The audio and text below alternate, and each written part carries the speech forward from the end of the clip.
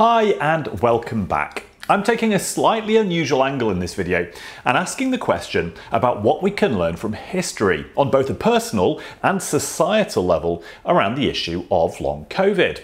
I'm joined by Professor of Modern European History Matthew Stibbe, who has recently published an article on the subject of barbed wire disease in the First World War. Title below: Out of sight, out of mind. Remind you of anything? Now, I do need to point out up front that there might be some triggers in here given the origin of barbed wire disease. Rest assured, we are absolutely not going down the dark and dismal rabbit hole of suggesting any kind of psychological or deconditioning cause for long COVID. I'll be discussing my thoughts and the relevance for all of us on the subject at the end of the video. Hope you find it interesting. So, first of all, I think I'd just like to start with how a modern European history professor becomes interested in long COVID. Could you just tell us about how it appeared on your radar and how you felt that it was relevant to your work? Firstly, like everybody else, I lived through the recent pandemic, and I saw its historical importance. But secondly, I'm an expert in civilian internment during the First World War, civilians who were prisoners of war. Most of them were men of military age who were detained in order that they didn't join the opposing armies. But many of them clearly suffered psychologically from long-term imprisonment and from not knowing how long they would be in internment. Around 800,000 men, mainly men, occasionally women, were interned during the First World War, alongside 8 million military prisoners of war. The sheer scale, the numbers, and in particular the duration of internment were unprecedented. What interested me is the parallels between long COVID and barbed wire disease, in terms in particular of the uncertainty as to how long it would last. Being in internment, being in indefinite detention, is similar to long COVID, simply in the sense that one doesn't know how long this is going to last, how long you're going to be held by the condition and or by the war. So, like, how long were they interned for, and which countries were doing it? All countries that were involved in the war as belligerents. So we've got 800,000 men, mainly men in Europe, but 100,000 or so across the whole world. Even some neutral countries interned men of military age to protect their own neutrality, for instance, Switzerland and the Netherlands. So it's a worldwide phenomenon. How long did it last? Well, depending on the individual circumstances, but for some people it lasted for 4 years. 4.5 years for the full duration of the First World War. And for those on the losing side, Germans and Austro-Hungarians were often kept for several months even after the armistice was signed. So 5 years in the worst case scenarios. So how did barbed wire disease manifest? Could you describe what the condition actually is and was? Yes, it manifested in terms of cognitive dysfunctions, particularly memory loss, inability to concentrate, insomnia. Many civilian internees were recent immigrants into new countries. Many of them were involved in high-powered professions: doctors, academics, journalists, theatre people. Were used to having a highly active live sports people as well.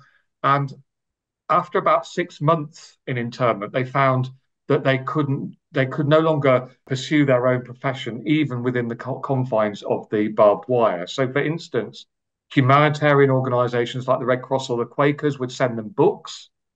And after a few months in internment and with the uncertainty, they found that even though they might have been avid readers before they went into internment, they couldn't concentrate anymore on reading.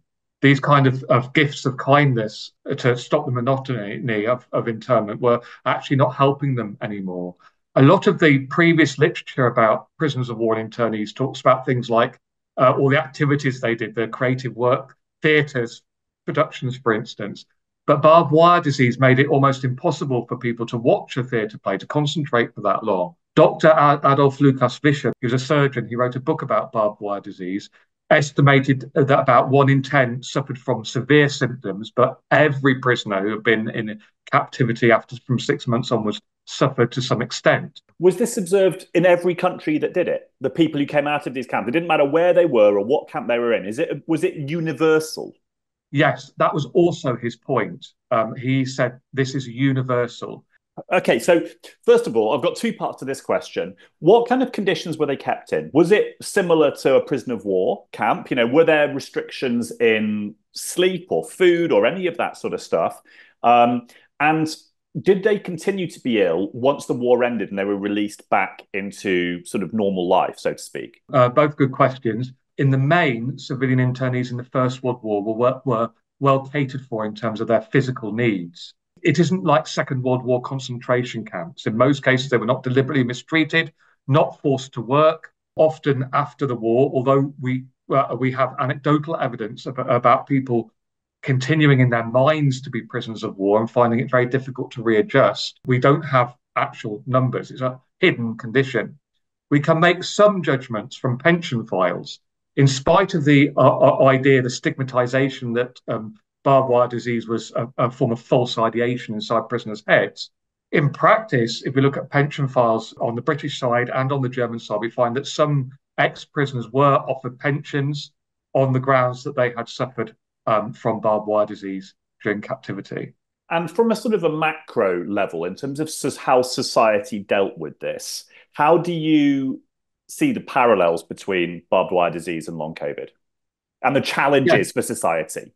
The main parallel is the influence of the false ideation thesis, the idea that people who are suffering from this are somehow faking it, or that would be the worst case scenario, or at least perhaps unconsciously believing that they have cognitive disabilities. So the stigmatization that goes with not being believed is very important. And another parallel is the tendency, although we haven't got scientific evidence for this, but the tendency for people who are previously very active suffering from the worst cases of this. But I think particularly the stigmatization that went around this, the inability of doctors at the time to really understand the condition, and they're falling back on false ideation ideas. How much historical literature is there, if you know, around the long-term health consequences of Spanish flu?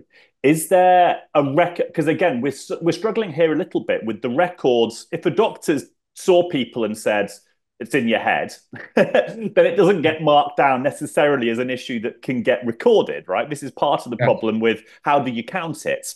And I'm not sure if how much acknowledgement was there of long-term health consequences from survivors of Spanish flu? Not much at all. I mean, the main focus, as with many pandemics and wars, after a certain amount of time is the dead, rather than those who've survived and continue to suffer.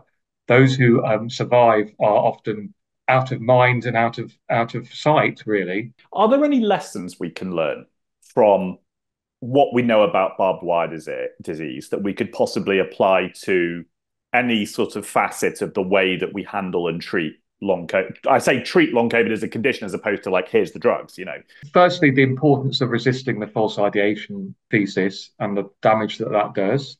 As well, I think one of the lessons, if you like, is the importance of humility. How do doctors and patients and society deal with conditions that they can't fully explain? They can't fully create the causal links. It's not appropriate to wait until we have the exact scientific evidence. Maybe we will do, but it's not appropriate to wait until that time, just as it wasn't appropriate to wait until the end of the war to deal with the problems that prisoners of war faced. Jördis Fromholt, a German physician who's written on long COVID, has emphasize this particularly, the virtue of humility. Nonetheless, we have to live in the moment and provide mitigations in the moment rather than wait for 100% scientific evidence. Those would be, I think, the main lessons. How do we go about taking academic historical learnings? So let's say that in 2015, someone wrote a paper saying, these are our historical learnings from what's happened with this virus.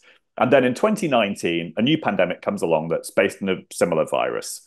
You would hope that there would be some pathway from academia through to political decision making that means we can fundamentally learn and practice some of that stuff that has been recognized in an abstract journal somewhere. So I guess my question for you is there any link there? And how does knowledge get from in the space in which you work through to people who make decisions that affect everyone?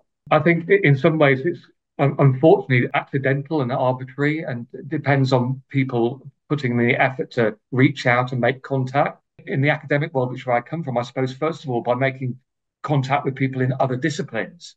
So humanities and the medical world coming together a little bit more.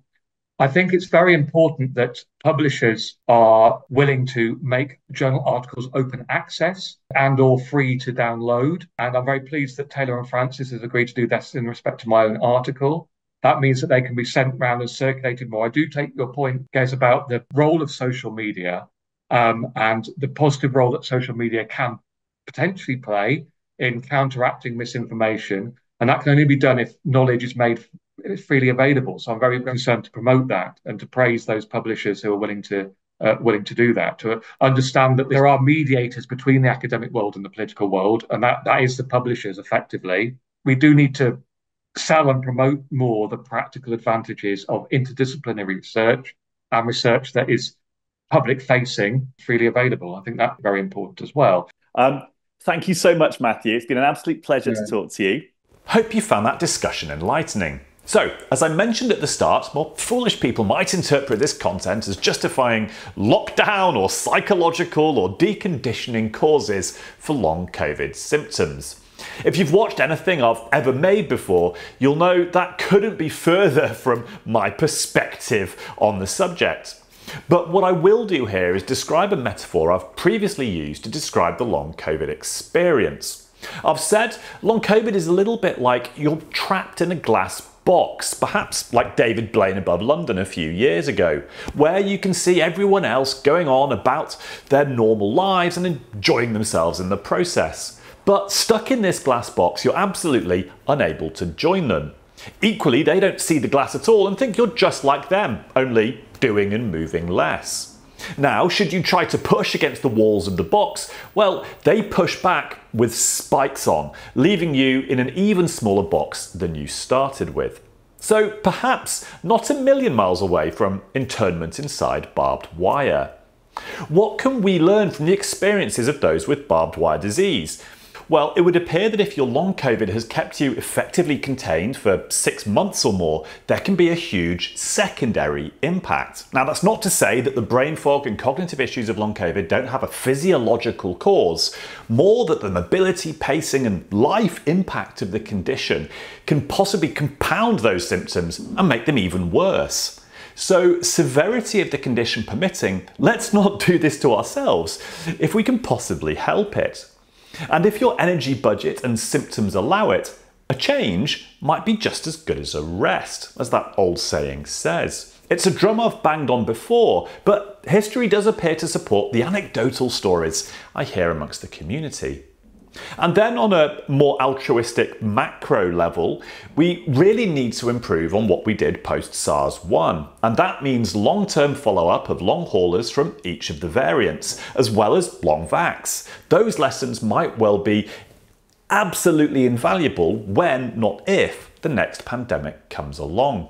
Then there's a call out to the journals publishing long COVID content to make it freely available and to encourage cross-pollination between subject fields. There are a huge number of lessons from this pandemic. Sadly, it seems relatively few of them have been learned. But let's hope history at least looks back kindly on what we've achieved together as a patient group, both between long COVID and MECFS. And if you did want to read Professor Stibbe's full article, there is a link in the description. Look after yourselves. Until next time.